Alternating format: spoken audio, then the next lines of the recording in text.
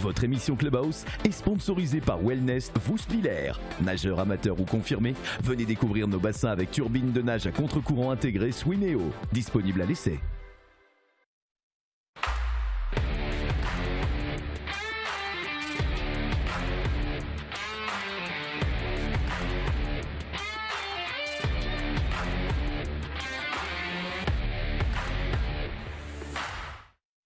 Et bienvenue au Clubhouse, l'émission 100% sport de Mosaïque Cristal.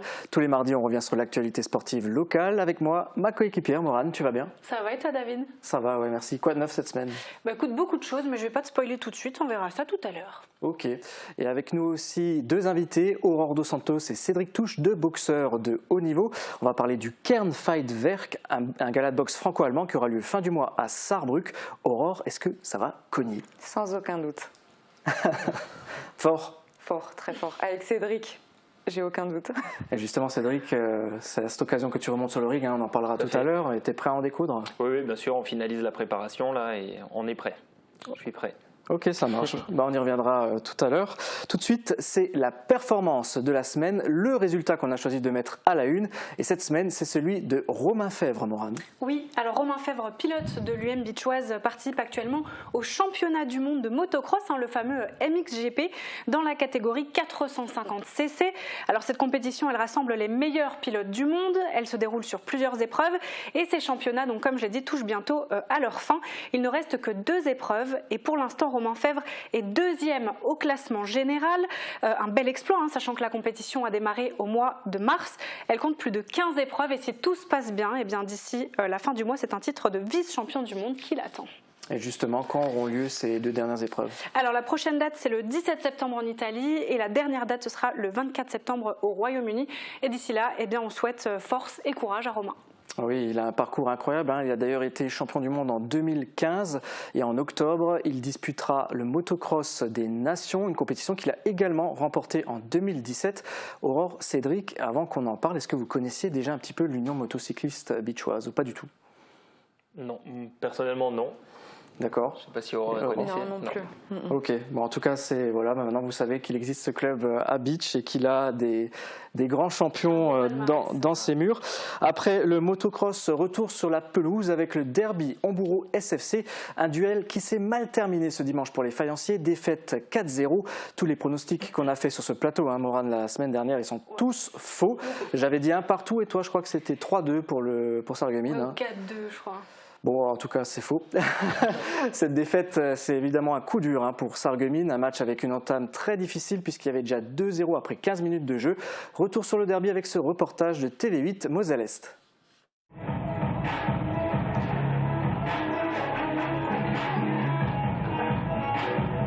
Hamboureau est sur les rails pour réaliser une grande saison.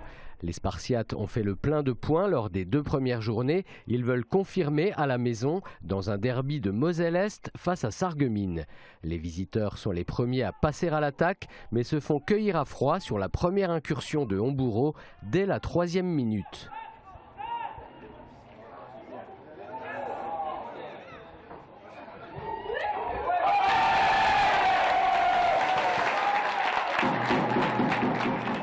De Gendez, ancien Sarregueminois, imité quelques minutes plus tard par Morabi.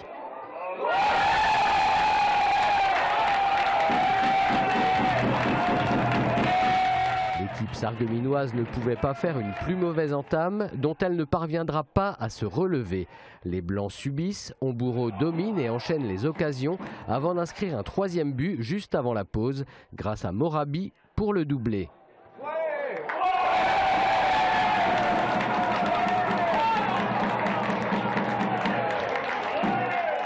Une chaleur étouffante, Sarreguemines tente timidement de réagir en seconde période, mais rien n'y fait. Au contraire, c'est Gendez qui s'offre lui aussi un doublé à la 83e minute. Score final 4-0 et un gros coup sur la tête pour Sarreguemines.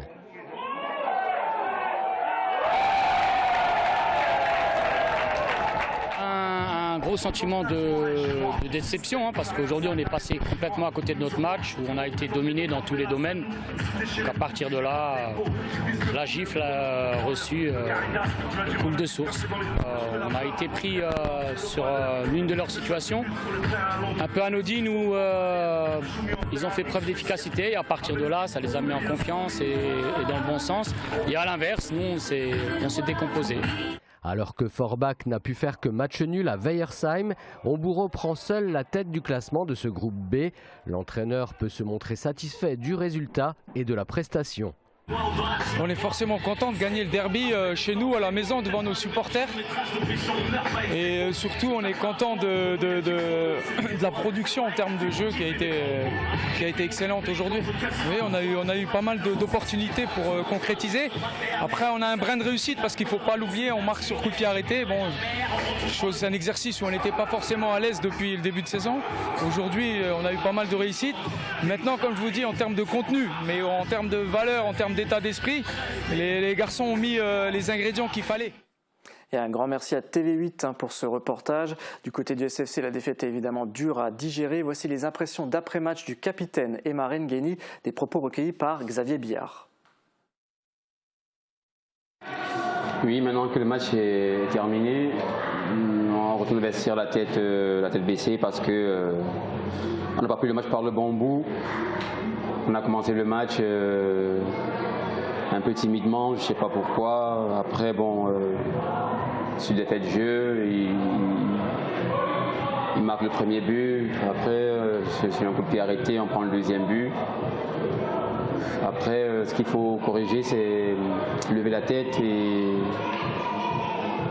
continuer à travailler, à croire à ce qu'on peut faire et à avoir plus d'envie, plus de motivation. Et juste qu'on soit tous ensemble, quoi, parce que moi je pense que le premier adversaire c'est nous-mêmes. Je pense que ça sera un mal pour un bien, donc moi je sais, comme je le dis toujours, le meilleur est à venir, et déjà dès le prochain match, il faut montrer notre visage, ça c'est sûr. Merci Xavier. On regarde tout de suite les résultats du groupe B en Régional 1. Match nul entre Reipertswiller et Schiltigheim, 2 partout. Amnéville s'incline à l'extérieur face à Oberlotterbach 3-1. Victoire de la B de Thionville-Lusitanos face au FC Cronenbourg 4-1. Et nul également entre Weyerheim et Forbach 2-2, ça a été dit dans le reportage. On passe au classement. Avec cette défaite, le SFC passe de la 4e à la 7e place avec 4 points. Homburo est en tête avec 3 victoires et 9 points, suivi de Forbach avec 7 points. L'équipe 2 de Thionville-Lusitanos et Amnéville sont 3e et 4e avec 6 points. Et Reipertswiller gagne une place et passe 11e avec 2 points. Le classement va encore beaucoup bouger avec les prochains matchs. Cette semaine, 2 rendez-vous pour le SFC. Le premier demain en championnat à domicile face à Aubert-Moderne. Rendez-vous à 20 h au stade de la Blise. Le second aura lieu dimanche à l'extérieur en Coupe de France contre l'US Woestwiller, club de 3e division. Avec 5 divisions d'écart, le SFC n'a pas d'excuses, ils doivent gagner. Ce match est le premier que les Fayenciers disputent en Coupe de France. Comme on le voit d'ailleurs sur ce tableau, le tour suivant est prévu le 1er octobre, un 4e tour qui voit entrer en compétition les clubs de National 2. Une semaine donc bien chargée pour le SFC. Est-ce que ça arrive aussi dans la boxe, Aurore, Cédric? Des semaines chargées comme ça, avec plusieurs rendez-vous? Ah bien sûr, c'est... Et plus on grimpe en niveau, plus c'est chargé. Justement, Cédric, tu peux nous donner peut-être quelques exemples? Comment ça se passe? Alors, il y a gala, compétition, comment vous enchaînez quand ça arrive? Oui, c'est surtout, il y a les combats, mais c'est surtout la préparation. La préparation qui demande énormément de temps, énormément de sacrifices. Donc, c'est des entraînements 6 jours sur 7, à raison de 1 à 2 fois par jour, en fonction des emplois du temps et puis des volontés de chacun. Donc, effectivement, ce sont de grosses préparations qu'on doit faire pour nos combats. Donc c'est très chronophage et puis on doit s'y donner à fond, sinon on le paye sur le ring. Donc ça va faire de la boxe sérieusement, en gros, si je t'écoute, c'est on vit pour la boxe. Oh. Exactement. Si on n'est pas à 100%, qu'on ne donne pas vraiment tout son cœur, tout ce qu'on a, on ne peut pas tenir. On ne peut pas tenir, c'est pas possible. Et pour en revenir au foot, du coup, vous avez vu un petit peu ce qui s'est passé avec Sarreguemines. Vous suivez un petit peu le SFC, pas du tout ou... Alors, à travers les réseaux sociaux, oui. Je suis le club de Sarreguemines. Je connais quelques joueurs, donc on leur souhaite toute la réussite. Et puis, oui, je suis le foot de manière générale, puisque j'aime beaucoup le foot. Et toi, Aurore? Moi, bien sûr, oui. J'ai grandi sur la pelouse. Ah. J'ai mon papa qui était gardien de but, en plus d'être concierge du stade de foot, donc on habitait juste à côté. Donc oui, j'ai grandi sur le stade de foot, j'ai joué moi-même au foot avant de faire de la boxe. J'ai joué à Styrin. D'accord. Et donc c'est un sport que j'adore, que j'ai dans les veines et que je continue à suivre, bien sûr. Alors j'avais l'air surpris, sachez, chers téléspectateurs, que je ne savais pas du tout. Je ne t'avais pas posé la question avant, donc j'ignorais que tu avais joué au foot. Bon, on enchaîne avec Aaron Étain à Schmidwiller. Ce week-end, l'AES disputait sa deuxième journée de championnat à l'extérieur face à l'équipe B de Schiltigheim. Résultat final 2-2. Un match synonyme de regret pour les Beacherlander qui menaient 2-0 à la mi-temps. Après une réduction du score en début de seconde période, Schiltigheim égalise à 10 minutes de la fin et malgré une occasion franche de l'AES à la 89e minute, le score restera inchangé. On regarde les résultats de ce groupe E. Match nul entre Drusenheim et Sarrebourg, 1-1. La baie de Haguenau l'emporte face à Avenir 3-0. Victoire également de Buten-Diemringen face à Schweighouse-sur-Moder 3-2. On passe au classement. Avec ce nul, l'AES passe 5e avec 4 points. En tête, on retrouve 4 équipes au coude à coude avec 2 victoires et 6 points. La baie de Haguenau, Schirheim, Scheibenhardt et Buten-Diemringen. Et enfin, Sarrebourg gagne une place et passe 6e avec 2 points. Ce week-end, l'AES dispute également le 3e tour de la Coupe de France, match à l'extérieur face à l'équipe franco-turque de Sarrebourg, club de 2e division, donc 3 divisions d'écart avec Aaron Étain Schmidwiller qui devrait sortir vainqueur. Parfois, on a quand même des surprises. La Coupe de France est surnommée la Coupe de tous les possibles. Et justement, lors du 2e tour, le FC Rohrbach-Binin, engagé en 2e division départementale, a éliminé l'US Beren qui évolue 3 niveaux plus haut en régional 2. La victoire est déjà une belle performance, mais ça l'est d'autant plus que Rohrbach-Binin l'a remporté 4-0. Bravo à eux. Leur prochain match sera encore plus difficile puisqu'ils affronteront Forbach, club de régional 1. Match prévu samedi à 17h à Rohrbach. Voilà, pour le foot, on poursuit avec de la course à pied et un athlète qu'on connaît bien dans le secteur, Morane. Ah oui, on le connaît très bien même, puisque c'est notre star locale, Jan Schrub. Vendredi dernier, il a participé au meeting de Bruxelles, un 10 000 mètres de la Diamond League Athletics. Malheureusement, il termine 7e de la course avec un chrono de 28 minutes et 13 secondes, un temps réalisé dans la douleur, puisque c'est sous un soleil de plomb que le jeune athlète a dû réaliser cette course, mais pas seulement. Jan Schrub ne s'est pas encore tout à fait remis d'un syndrome viral qu'il a attrapé la semaine passée. Physiquement, il n'était pas au meilleur de sa forme, mais on lui en veut pas. On t'en veut pas, Yann. Maintenant, place au repos. Il va enfin pouvoir avoir le temps de souffler. Quoique, les 5 km des mousquetaires de Sarreguemines approchent à grands pas et bien évidemment, il sera de la partie. Donc rendez-vous le 24 septembre prochain pour assister à la course. Est-ce que toi aussi, tu seras de la partie Morane sur le... Sans doute. Peut-être pas pour courir, mais pour encourager. Fais gaffe parce qu'on va la suivre. Si c'est pas vrai, si on ne te voit pas sur les images, gare à toi. Bon, eux aussi ont couru ce week-end. Ils étaient d'ailleurs sur ce plateau la semaine dernière. Cédric Schramm et Luc Sommer qui ont participé donc au championnat du monde d'Ironman à Nice. Oui, c'est ça. Alors pour rappel, l'Ironman, donc c'est une compétition qui a été créée en 90 à Hawaï. L'Ironman, ça veut dire homme de fer, et c'est une compétition qui réunit 3 disciplines, la course, le vélo et la natation. Le tout dispatché sur 226 km. Alors, il faut être sacrément chaud pour y participer. Luc Sommer et Cédric Schramm, eux, n'ont pas eu froid aux yeux et se sont élancés sur le parcours de Nice ce week-end. Et je dois dire, David, qu'ils s'en sont pas trop mal sortis. Alors, je commence par qui ? Écoute, je dirais le plus jeune, Luc. Luc, allons-y. Alors Luc, déjà bravo, si tu nous regardes. Il a terminé la course en 10h55 minutes et 25 secondes avec une allure de 5 minutes par kilomètre. Il termine 412e sur 1998 participants. Chapeau, vraiment. Une très belle performance, il peut être très fier de lui. Oui, et c'était déjà un défi d'ailleurs de se qualifier à l'Ironman puisqu'il réunit les meilleurs athlètes. Est-ce que tu peux nous dire quel est le score aussi de Cédric ? Oui, alors Cédric, lui, il a terminé la course en 12h, 8 minutes et 48 secondes avec une allure de 6 minutes et 24 secondes par kilomètre. Il se place 1002e du classement sur 1998 participants, je le rappelle. Et petit bonus, on nous a envoyé 7 vidéos à la ligne d'arrivée et je vous laisse admirer le flow de l'athlète. Et ça continue, ils sont deux avec Raphaël Alonso from USA. You are an honor for Jeremy André Marc. You are an honor. Ironmaker, you are an Ironman. Sheila Baker and Steve from Canada. Steve. Voilà, ça fait super plaisir de voir ces images. En tout cas, ils peuvent être très fiers d'eux. Moi, je serais incapable de courir ne serait-ce qu'au bout de la rue, hein, je tiens à le dire. Donc vraiment, bravo à vous. Et puis, pour votre information, Cocorico, le grand gagnant de cette édition 2023, c'est un Français. Il s'appelle Sam Ledlow, il a 24 ans et c'est une machine de guerre, littéralement. Il a terminé l'Ironman en 8 heures, 6 minutes et 22 secondes. Bravo l'artiste. Effectivement, et je vois que quand on termine la course à l'Ironman, on est moins pressé de passer la ligne d'arrivée. Hein. On n'est pas à quelques secondes près, hein, vu le temps de course. Aurore, Cédric, quand vous voyez des athlètes là comme eux qui font des performances sportives qui, pour moi, dépassent l'entendement, à quoi vous pensez, Aurore? Je me dis, en fait, ça rejoint énormément notre sport parce que pour faire un tel résultat, il faut une préparation, tout comme la boxe. En fait, chaque entraînement va compter, tout est compté. Et si on n'arrive pas suffisamment prêt le jour de l'événement, on ne peut pas y arriver. Et après, je pense que le jour-là, c'est comme à la boxe lors du combat, il va y avoir des péripéties. On peut être malade, on peut être moins en forme, mais il faut quand même le faire. Et je trouve que niveau mental et physique, ça rejoint énormément notre sport. C'est incroyable. Cédric, tu es d'accord? Oui, tout à fait d'accord. Et puis, je connais un petit peu Cédric et puis Yann Schrub également, puisque je suis membre du CAN à Sarreguemines. Donc, dès que je vais m'entraîner au stade Coubertin, je le vois également s'entraîner. Donc, je le vois courir. Je croise souvent Cédric également dans le train quand je vais à Strasbourg ou bien en train de faire du vélo. Donc, ils ont tous mes respects. En plus de ça, je sais que c'est des sports qui sont très, très durs. Il faut avoir un mental à toute épreuve et bravo parce que ça demande énormément de sacrifices, énormément d'entraînement. Je les vois au quotidien s'entraîner, donc bravo à eux. Donc sport différent, mais même philosophie. Hein. Tout à fait. Maintenant, je vous propose de prendre un petit peu de hauteur. L'écurie Les Laurentides organisait ce week-end un concours de saut d'obstacles. On retrouvait sur la piste des cavaliers alsaciens et d'autres du Beachorland. C'est un reportage de Thibaut Desmerlet et Guillaume Dumonteil.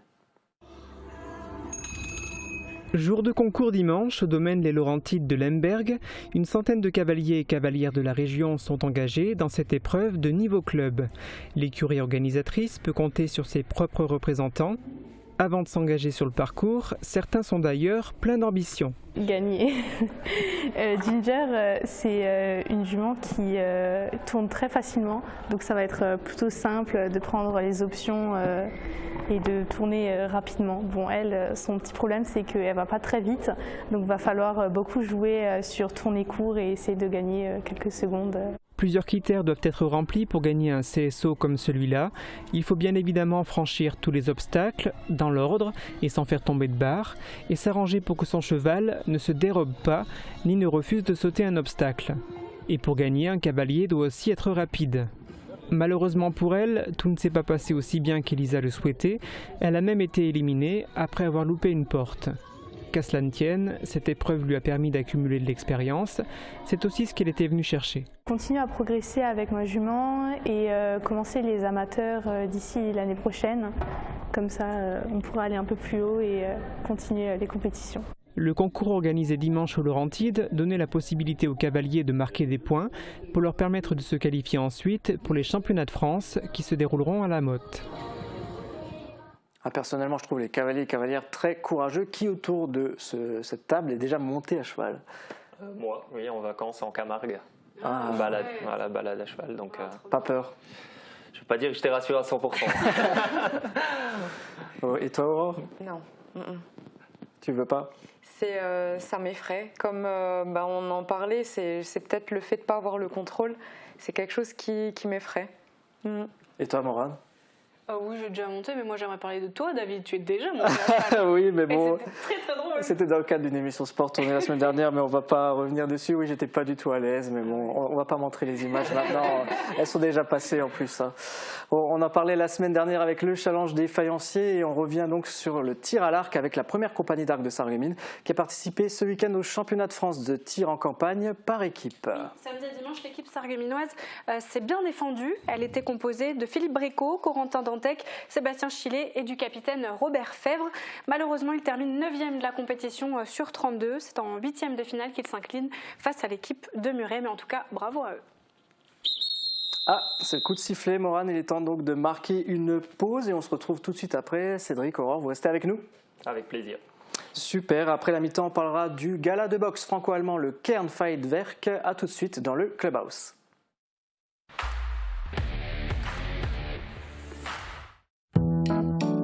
Qu'il vente, pleuve, fasse froid ou chaud, une maison isolée par Moder Habitat reste agréable et saine au fil des saisons.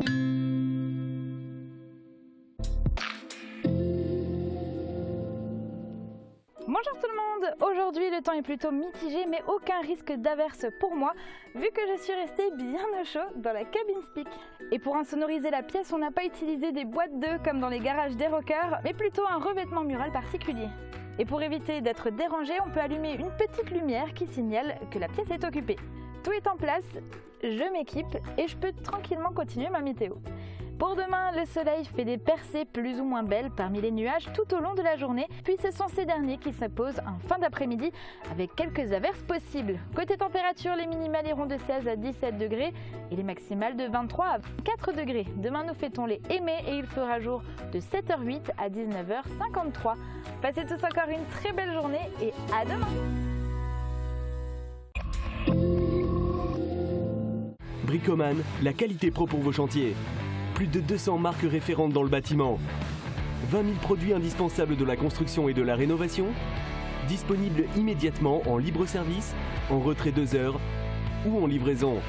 Chez Bricoman, vous pouvez compter sur des équipes compétentes et proches de vous pour accompagner tous vos chantiers.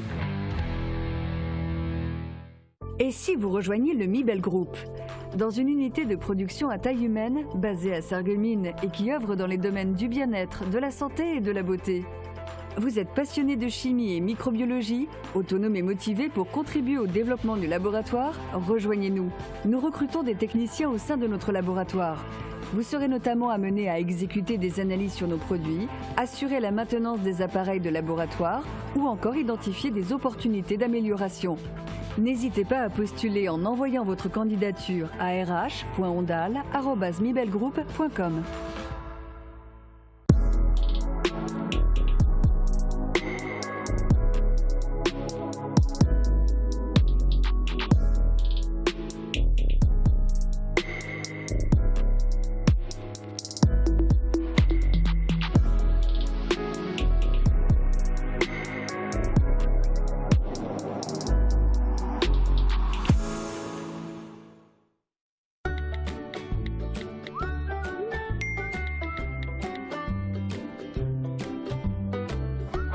L'Aglo ajuste et améliore sans cesse le nombre de ses bornes ainsi que la fréquence de leur vidage.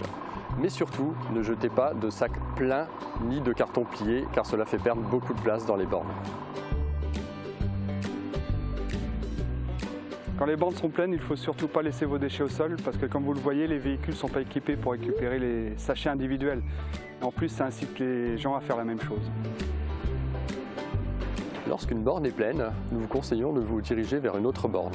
Afin de connaître les emplacements les plus proches, vous pouvez utiliser l'application mobile du SIDEM, la SIDEM App. Vous pouvez également communiquer l'information à l'Aglo en téléphonant au numéro vert inscrit sur toutes les bornes. Le tri évolue. Pourquoi pas nous ?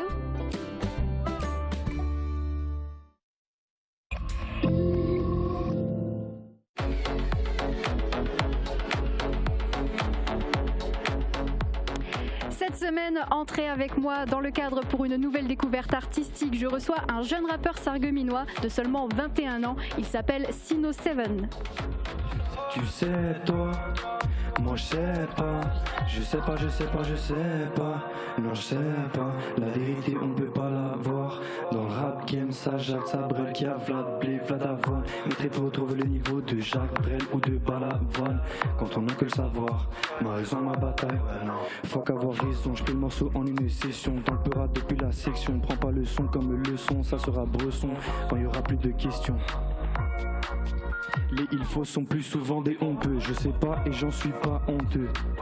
S'assouvir du savoir et de la certitude, c'est donner à l'ignorance en servitude. Sino7 est à découvrir dans le cadre ce jeudi, ne manquez surtout pas le rendez-vous.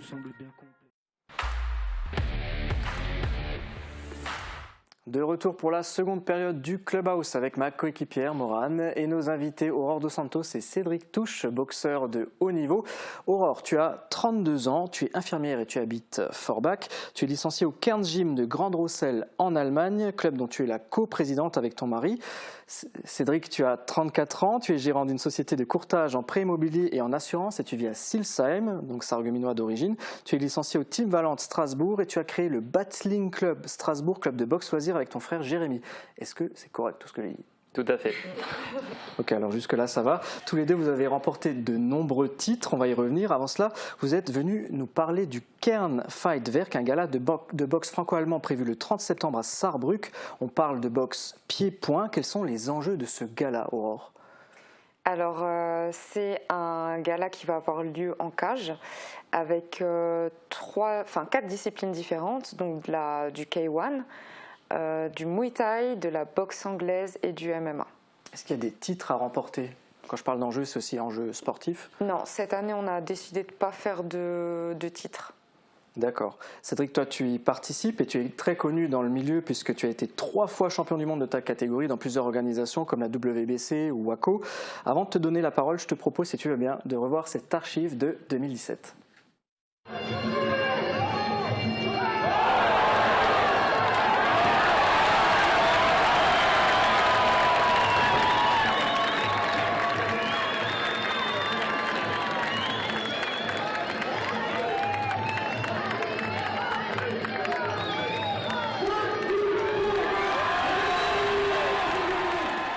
Garder ta ceinture combien de temps? Alors très honnêtement, je pense plus faire très long feu. C'est l'un de mes derniers combats. Je vais finaliser ma carrière dans les prochains temps. Donc je suis content, l'objectif est atteint. J'ai eu une promotion professionnelle, donc je vais prioriser également ma carrière professionnelle. Il faut savoir que j'en vis pas de la boxe, hein, ça reste une passion. Donc, et je vais avoir un enfant, donc voilà, la vie de famille et puis la vie professionnelle feront que par la suite ma carrière va s'arrêter. C'était il y a 6 ans à Mulhouse. Qu'est-ce que ça te fait de revoir ces images ? Ça fait chaud au cœur. Le temps passe vite. Ça fait plaisir aussi de les revoir. Et effectivement, j'avais prévu de mettre un terme, mais c'était plus une pause. Dans ma tête, j'avais toujours imaginé pouvoir faire encore 1 ou 2 combats et puis revenir dans le ring. Donc c'est chose faite. Le 30 septembre, je serai présent donc à Saarbrück pour un combat de retour. Et ça fait plaisir. En plus de ça, ce sera pas dans le ring, ce sera dans une cage, donc une grande première pour moi et j'ai hâte d'y être. Et pourquoi tu as choisi de revenir aujourd'hui et sur ce gala particulièrement ? Honnêtement, comme je vous l'ai dit, ça fait un moment que j'y pense. Voilà, mais comme je l'ai dit, j'étais dans la routine, les enfants, le boulot, la construction de la maison. Après, il y a eu le Covid, etc. Je voulais déjà reprendre avant, mais j'ai pas pu. Et puis là, c'était l'occasion rêvée, puisque voilà, Aurore m'a proposé de boxer chez elle. Je suis à nouveau dans la boxe, puisqu'il y a mon neveu qui boxe, Julien Touche. Donc on est souvent dans des galas, on est retourné à la salle, etc. Donc toutes ces choses-là ont fait que j'ai pris la décision de revenir. Et puis voilà, c'est une très bonne décision parce que je suis content de le faire. Donc si je te suis, tu vas pas faire que ce gala, tu vas faire d'autres compétitions de boxe. C'est quoi ton objectif à plus long terme ? Alors là, oui, sur la fin de l'année, il y a 2 combats qui sont signés, qui sont prévus. Donc le 30 septembre à Saarbrück et puis le 18 novembre à Strasbourg, voilà, chez Steve Valent. Et après, je verrai. J'ai eu pas mal de propositions pour la début d'année, puisqu'il y a pas mal d'organisations qui se font dans la région. On est en train d'étudier les différentes propositions et puis on prendra une décision le moment voulu, quoi. Ok. Aurore, toi, tu es organisatrice de l'événement, mais pas seulement. Tu fais partie de l'équipe de France de boxe thaï et tu as pas mal de ceintures aussi à ton actif. Tu peux nous en citer quelques-unes ? Les plus importantes, c'est bien la ceinture que j'avais fait à l'organisation qui s'appelle Infusion, qui est une des plus grosses en K1. C'était en 2019, c'était pour mon 2e combat professionnel en Slovaquie, donc au domicile de mon adversaire. On partait honnêtement perdant parce qu'on s'est dit on gagnera jamais, et finalement j'ai gagné cette ceinture mondiale et pour moi, c'est la plus grosse fierté. Après, j'ai eu 3 ceintures mondiales et j'ai eu des médailles d'or avec l'équipe de France au championnat du monde. Mais c'est très haut niveau aussi, donc. Du coup, pour les personnes qui connaissent un petit peu moins la boxe, Morane, tu voulais dire quelque chose ? Non, je suis juste subjuguée. On parle de K1, mais aussi kickboxing, Muay Thai. Il y a une telle diversité. Pour les personnes qui ne connaissent pas la boxe, tu peux juste nous dire en 2-3 mots, en gros, c'est quoi la différence entre tous ces modes de boxe? Alors ça reste de la boxe pied-point. La différence en Muay Thai comparé au K1, on va avoir droit au coup de coude, au coup de genou illimité, aux projections au sol, aux saisies. Donc c'est essentiellement des règles en fait qui changent. Voilà, c'est ça. Cédric, on a parlé de tes ceintures mondiales, mais ce ne sont pas les seules, je crois. Tu en as remporté d'autres aussi. Alors, j'étais aussi membre de l'équipe de France comme Aurore, et puis j'ai remporté aussi un titre mondial amateur avec l'équipe de France, dont je suis très fier, puisque à la base, je ne devais pas être sélectionné, puis j'ai fait les sélections, on est parti à l'INSEP, etc. Et puis ils m'ont sélectionné. Je suis le seul Français à avoir remporté la médaille d'or, donc je suis très fier de ce titre, et puis j'en garde un très très bon souvenir. Combien de combats en tout? Une petite cinquantaine en professionnel et la même chose en amateur. Et de défaites? 2, dont une véritable et puis une en Chine où je ne suis pas trop d'accord avec le verdict, mais bon, c'est comme ça. Mais on ne te donnera pas le verdict aujourd'hui sur le plateau. Et toi, Aurore, le nombre de combats, de défaites? J'ai en tout 50 combats et pour 8 combats professionnels. Du coup, tous les deux, est-ce qu'on peut dire que vous boxez dans la même cour? Non, Cédric. Moi, en commençant la boxe, j'avais mes icônes. C'était Cédric, c'était Steve Valent à Strasbourg. C'était mon mari aussi qui boxait à l'époque. Mais voilà, moi, je suis toute petite à côté de Cédric. C'est l'icône de la boxe et on a cette chance de l'avoir dans notre région. Comment vous êtes connus tous les deux? Elle est modeste. C'est vrai que tu veux lui répondre peut-être? Elle est modeste. Non, je la suis aussi depuis un bon moment. Effectivement, mon cousin avait boxé contre son mari. Donc on se connaît depuis pas mal de temps, on fréquente les mêmes salles, les mêmes galas, etc. Donc non, elle a pas du tout à rougir. C'est une très bonne combattante. Et puis elle a boxé dans de très belles organisations, elle a fait de très beaux combats. Et puis elle va encore faire de très beaux combats. Cette année, c'est la 2e édition donc du Kernfighterwerk. Est-ce qu'il y a des nouveautés? Nouveauté, le lieu change. On a dû prendre plus grand parce que l'année dernière, c'était un peu trop petit. Il y avait énormément de monde et du coup, il n'y a pas tout le monde qui a pu venir. Donc cette année, on a pris un petit peu plus grand. Et même là, ça ne suffit pas. On le fait à la Congrès à la Sarrebruck et les places se partent vraiment très très vite. Mais tant mieux parce que je me dis c'est génial de voir que ça donne envie aux gens, ça intéresse. Et ça intéresse tout public. On a des femmes qui viennent prendre les billets alors qu'elles ne sont pas du tout dans ce sport. C'est vraiment bien.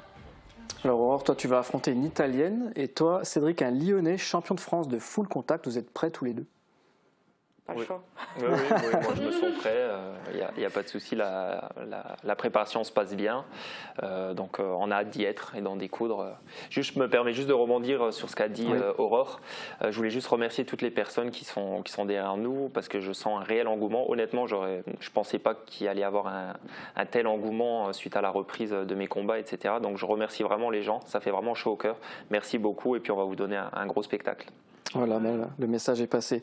Et justement, on va continuer de parler de boxe avec le KBF Sarre Boxing qui était sur le ring ce week-end et qui participe d'ailleurs au Kernfighterwerk. Oui, alors ce week-end, c'était le Royal Fighting Championship à Lampertheim en Alsace. L'équipe du KBF Sarre Boxing a tout donné pour cette compétition. 4 d'entre eux ont participé, dont 3 filles.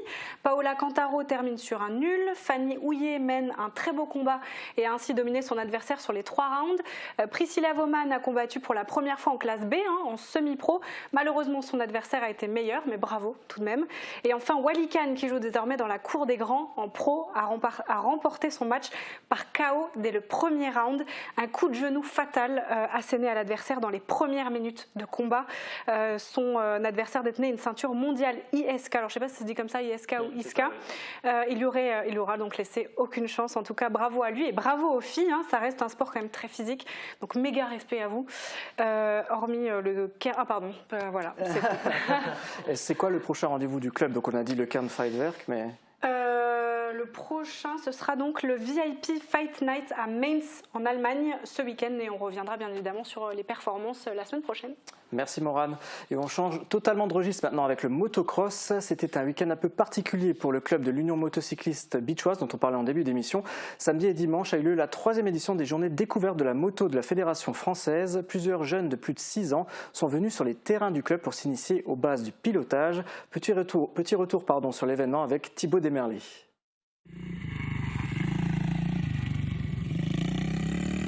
Plus d'une centaine de jeunes de plus de 6 ans sont venus s'essayer au motocross à l'UM bichoise pour les journées découvertes de la Fédération française de motocyclisme. Un événement qui se déroule dans toute la France. Les moniteurs du club leur ont notamment appris les bases du vocabulaire, à maîtriser leur équilibre ou encore leur ont appris à se familiariser avec les contrôles. Ce week-end a permis au club de se faire connaître en plus de la pratique du sport. Pour ces séances de découverte, il a à sa disposition une quinzaine de motos pour les familles qui n'en disposent pas. Et les places sont parties à grande vitesse, elles ont toutes été réservées. Le club ne s'arrête pas là, il proposera une fois par mois un week-end de découverte et 2 fois par mois à partir du printemps prochain. Il compte actuellement dans ses rangs 250 licenciés, dont 70 jeunes de moins de 18 ans.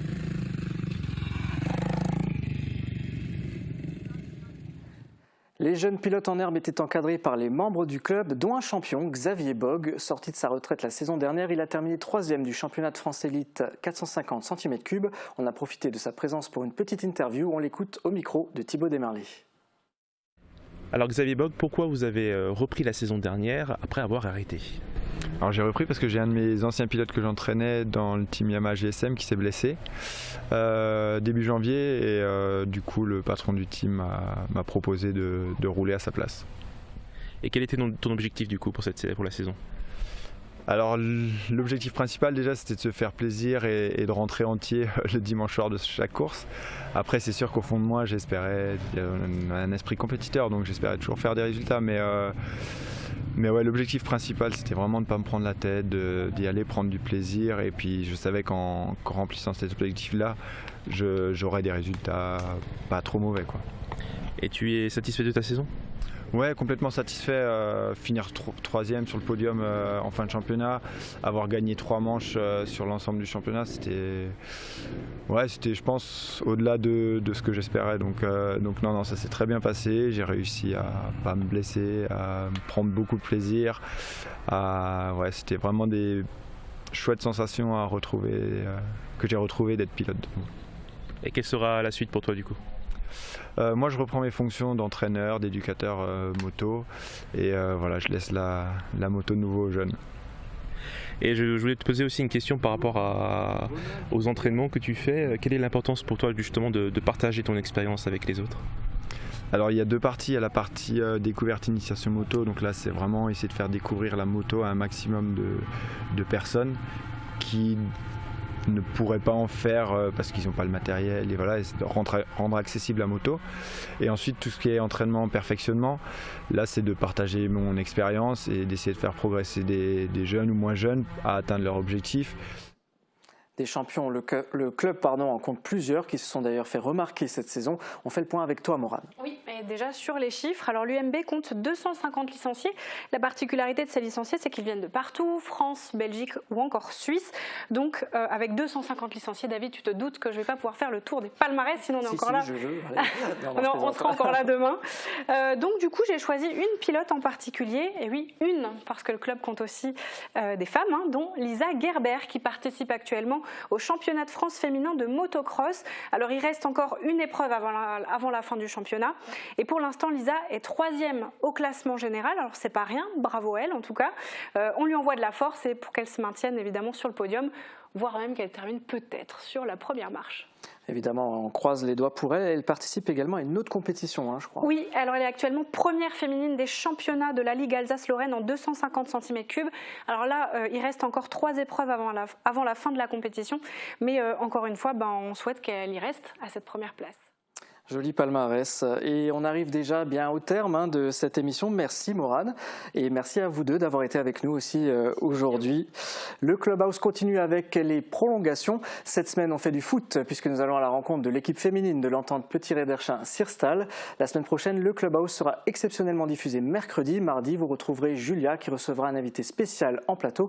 Merci encore de nous avoir suivis et à la semaine prochaine.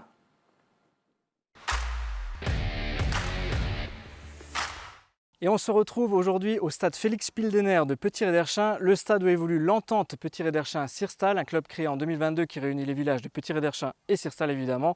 Aujourd'hui on rencontre l'équipe féminine qui évolue en première division départementale, c'est pas mal, donc aujourd'hui défi foot.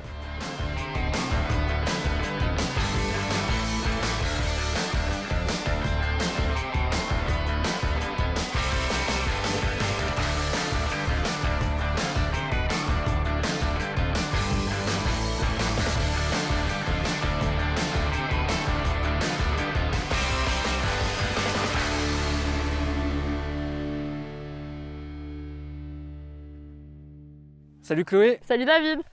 Tu es capitaine, c'est ça, de l'équipe féminine? C'est ça. Et tu évolues quel poste? En défenseur central. Très bien, bah écoute, c'est toi aujourd'hui qui va me présenter le défi du jour, défi foot. Qu'est-ce que je fais? Alors tu vas me faire un petit geste technique, lever le ballon, faire un petit crochet et tu vas essayer de me faire une belle lucarne. D'accord, donc les cerceaux c'est pour la lunette. C'est ça, il faut que tu vises le cerceau. Bon et si tu gagnes, je te paye une bière le 30 septembre à l'Oktoberfest de Petit Réderchin.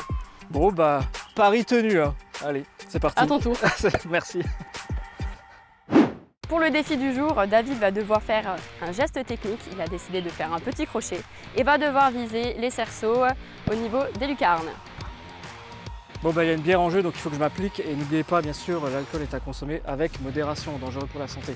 Allez, c'est parti. Crochet pied gauche, frappe pied droit. On est loin de la lunette. Hein.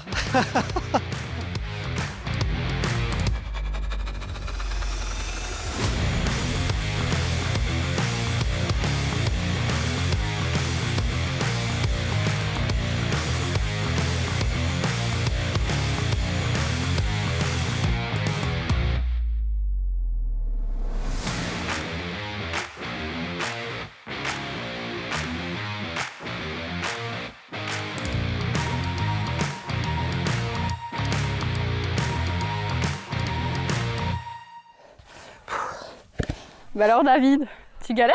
Oui, j'y arrive pas. Allez, on va faire un petit peu plus simple. Tu enlèves la première partie du geste technique, tu poses le ballon, tu te concentres et tu retournes. Et j'essaie d'atteindre la lunette. Ok, allez, c'est parti.